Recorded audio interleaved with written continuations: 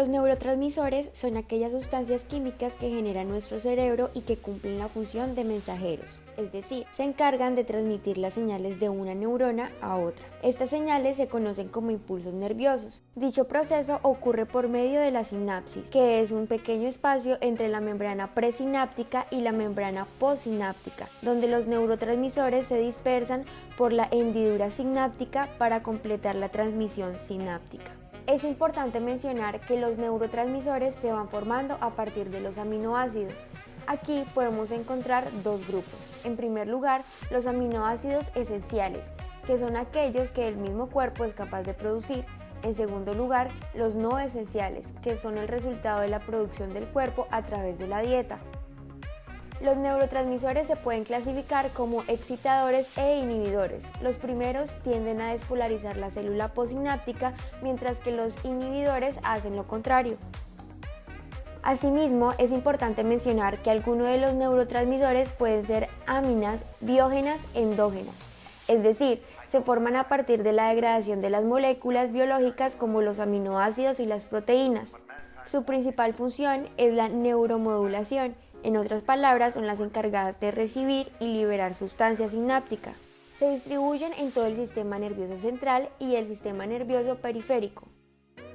A su vez, las monoamínadas se dividen en dos grupos, catecolaminas, grupo de sustancias conformado por la norepinefrina, epinefrina o adrenalina y dopamina. Estas sustancias se derivan de la tirosina, la cual obtenemos a través de alimentos y tiene como característica tener un núcleo catecol y una amina en su estructura.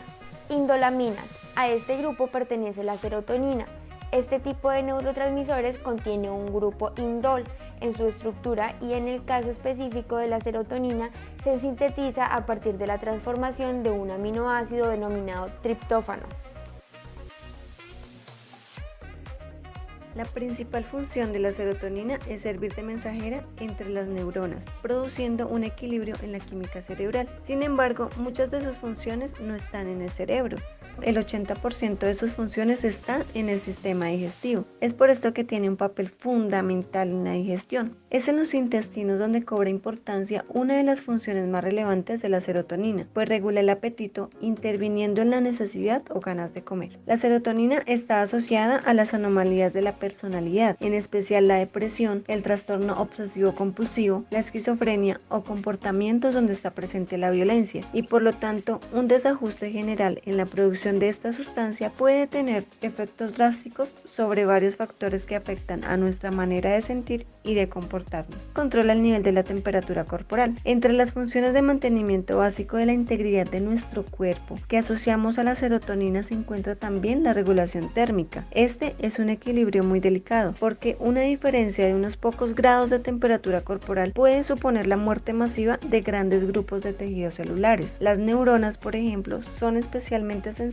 en este aspecto. Cuando se produce la eyaculación y el orgasmo durante la actividad sexual, el hipotálamo libera oxitocina a través de la hipófisis. Tras el orgasmo, se libera al organismo una cantidad considerable de serotonina que proporciona un estado de placer y tranquilidad. Además, la serotonina tiene un efecto sobre la capacidad que tenemos los humanos de enamorarnos y sentir amor por otra persona. Reduce los niveles de agresividad. La serotonina sirve también para estabilizar el estado emocional del ser humano ante situaciones de tensión. Concretamente sirve para inhibir la agresividad y las conductas violentas que pueden derivarse de ellas. Las personas más impulsivas y violentas tienden a tener menos niveles de serotonina actuando sobre puntos claves del cerebro que aquellas que son más pacíficas. Regula el ciclo del sueño. La serotonina es esencial en la producción de melatonina, hormona que se encarga de regular el sueño, que es el horario que sigue nuestro cuerpo para saber cuándo toca dormir y cuándo no. Así, los niveles tienden a llegar a su máximo en los momentos más soleados del día, mientras que durante el sueño profundo bajan a su mínimo.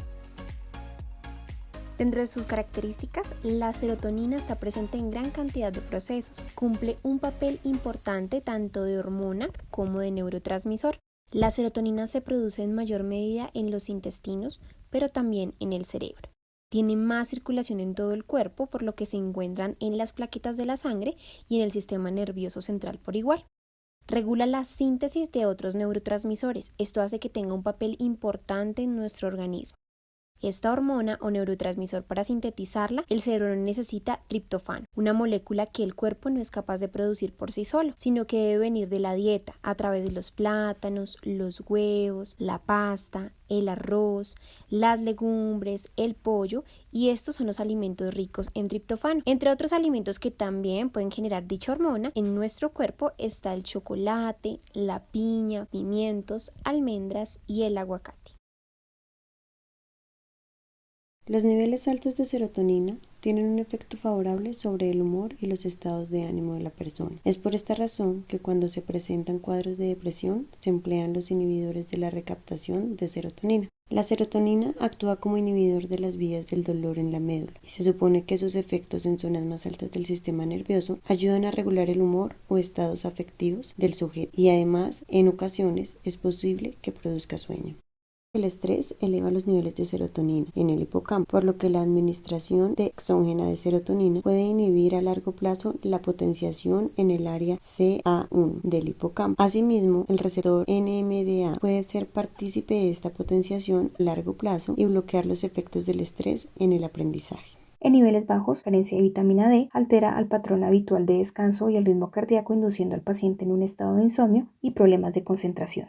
Una dieta pobre de triptófano, mala absorción y un déficit excesivo de esta sustancia puede ocasionar estreñimiento, síndrome del intestino irritable. En el deseo sexual, promueven la aparición de conductas orientadas a la satisfacción de esta necesidad como la eyaculación precoz, niveles elevados de deseo sexual y libido. El excesivo consumo de fármacos contra la depresión llamados de antidepresivos, los trastornos de angustia, ansiedad generalizada, trastorno obsesivo-compulsivo, estrés postraumático, diaforético premenstrual y la bulimia nerviosa. En niveles bajos, el estrés, los cambios hormonales y la diabetes son algunas de las causas. Los síntomas de la depresión para personas con trastorno de este tipo acostumbran a tener bajas concentraciones de serotonina en la sangre, produciendo fatiga, letargo, apatía y falta de energía, pocas ganas de hacer nada, no querer relacionarse con los demás, sentirse triste, inseguro y con autoestima baja, miedo, timidez y desencadenando una depresión. También altera cambios bruscos de estados de ánimo, más irascibles, irritables, mal humor, tristes, impulsivos, actitud irritable, pensamientos negativos, arrebatos de enfado o llanto, agresividad, ira y susceptibilidad. En la ansiedad o angustia se produce en el cuerpo un aumento de cortisol. Ante el exceso de baja, considerablemente se ha asociado al padecimiento de ansiedad generalizada, el trastorno obsesivo-compulsivo y el trastorno de pánico. Las conductas violentas, intentos de suicidio, las personas más impulsivas y violentas tienden a tener menos niveles de serotonina, actuando sobre puntos claves del cerebro. Se lleva especialmente mal con la testosterona, una hormona que al actuar sobre las neuronas haciendo que sean más insensibles a la serotonina, potencia el comportamiento agresivo y el trastorno de déficit de atención de hiperactividad que afecta a niños y adolescentes. Uno de los fármacos con efecto neurotransmisor es la fluoxetina. La función básica de este psicofármaco es hacer que algunas neuronas se comporten de un modo diferente a como vienen actuando. Para conseguir este efecto, influyen directa o indirectamente en el modo en que las células nerviosas recaptan cierto tipo de sustancias llamadas neurotransmisores. La fluoxetina puede hacer que estas neuronas del sistema nervioso central inhiban o bloqueen la recaptación de la serotonina, lo que genera una reacción en cadena que hace que los síntomas de un trastorno mejoren. Nombres comerciales: Prozac, Adofen, Reneurón, Foxetin, Ancilan, Neupac y Cepax. Su presentación es de tabletas por 20 miligramos. La acción terapéutica es conocida como un antidepresivo y un inhibidor selectivo de la recaptación de serotonina. Está indicada en pacientes con depresión, trastorno de pánico, trastorno obsesivo-compulsivo y bulimia nerviosa, entre otros. La fluoxetina está especialmente indicada donde no se requiere sedación al paciente. La posología. La dosis inicial es de 20 miligramos al día, tratamiento que debe ser formulado o indicado por especialistas que puedan monitorear rigurosamente cualquier signo de agravamiento o aumento en alguna idea suicida. Así también, verificar los cambios conductuales con síntomas del tipo de agitación. Se tomará en consideración el incremento o disminución de la fluoxetina luego de la evaluación del historial clínico y este debe establecerse en un marco terapéutico adecuado a cada paciente en particular. La fluoxetina se metaboliza extensamente en el hígado y su vía principal de eliminación es excretada por el riñón. La fluoxetina está contraindicada en pacientes con hipersensibilidad conocida a la misma. se debe tener especial cuidado en pacientes con trastorno bipolar. Puede producir un rash cutáneo y posibles eventos alérgicos. Algunas pacientes desarrollaron algún tipo de erupción cutánea o urticaria. Se debe también tener precaución si el paciente presenta los siguientes síntomas: hemorragias, ansiedad, insomnio, alteración del apetito y del peso corporal o la activación de alguna manía. También debe administrarse con precaución en pacientes con antecedentes de crisis convulsivas. ¿Cuándo se debe suspender el tratamiento? Se tienen informes de eventos adversos que se presentaron al suspender estos fármacos de forma abrupta, incluyendo los siguientes: el estado de ánimo disminuido, disforia, irritabilidad, agitación, mareos, ansiedad, confusión, cefalea, letargo, entre otros. Al suspender el tratamiento con fluoxetina se debe monitorear a los pacientes por estos síntomas. Siempre que se resulte posible, se recomienda una reducción muy gradual de la dosis y no una suspensión abrupta. En el caso de que se presenten síntomas al disminuir la dosis o al suspender el tratamiento, se debe considerar incluso la posibilidad de retomar la dosis previamente administrada. Luego, el médico continuará disminuyendo la dosis, pero en forma más gradual. Con respecto al embarazo y la lactancia, la fluoxetina deberá utilizarse en embarazo solo si el beneficio potencial justifica el riesgo en el feto. En la lactancia, dado que la fluoxetina es excretada en la leche humana, el uso durante la lactancia no está recomendado. En algunos estudios, un lactante amamantado por una madre bajo tratamiento con fluoxetina presentó llanto, perturbación del sueño, vómitos y deposiciones acuosas. Algunos de los efectos adversos pueden ser cefalea, síndrome gripal, fiebre, vasodilatación, náuseas, ocasionalmente diarrea, anorexia, sequedad bucal, constipación, flatulencias, pérdida de peso, insomnio, nerviosismo, faringitis, sinusitis, sudoración, rash o ocasionalmente visión anormal. Sobredosis incluyen náuseas, vómitos, convulsiones y signos de excitación del sistema nervioso central, aunque han sido extremadamente raros los casos fatales atribuibles a la sobredosis de fluoxetina. Es recomendable monitorear los signos vitales cuando existe una sobredosis, ya que el ritmo cardíaco conjuntamente con otras medidas generales se puede aumentar. No existen antídotos específicos para la sobredosis en fluoxetina. Ante alguna eventualidad por una sobredosificación, hay que acudir al hospital más cercano o comunicarse con los centros de toxicología. Si bien la experiencia clínica que se realizó con respecto a la comercialización de la fluoxetina no reveló ninguna tendencia al síndrome de abstinencia o conducta de búsqueda de la droga por parte del paciente, los médicos deben prestar atención, ya que este medicamento puede ser utilizado en abuso o con propósitos distintos a los prescritos una vez en el mercado.